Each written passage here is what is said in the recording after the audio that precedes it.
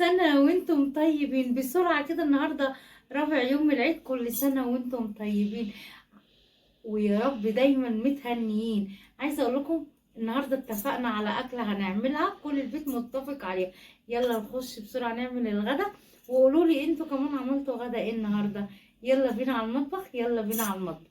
عايزين ياكلوا ايه بقى؟ والله قلت لهم ده انتوا احسن حاجه اخترتوها. عينيا غالي والطلب رخيص. عايزين ياكلوا رز ابيض، عملت رز ابيض اهون زي ما انتم شايفين. مش عايزين رز بشعريه؟ طب يا جماعه نعمل رز بشعريه، قالوا لا رز ابيض. ماشي. وعايزين ايه تاني؟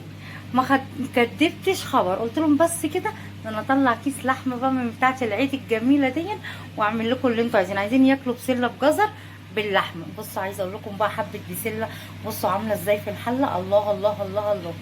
وعايزين ايه تاني؟ شوربه لسان عصفور. قلت حاضر من عينيا من عينيا. بصوا بقى عملت لهم حبه لسان عصفور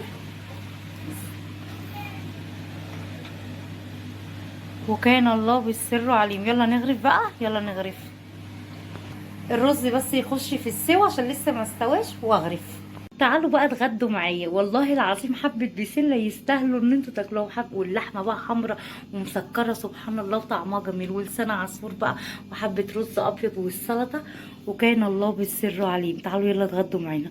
كل سنة وانتم طيبين. احنا خلاص اتغدينا وغسلت المواعين كمان، وهنا وصلنا لنهاية الفيديو. كل سنة وانتم طيبين وعيد اضحى مبارك عليكم ان شاء الله. مع السلامة، دمتم بخير. اشوفكم في فيديو اخر ان شاء الله. السلام عليكم ورحمة الله وبركاته.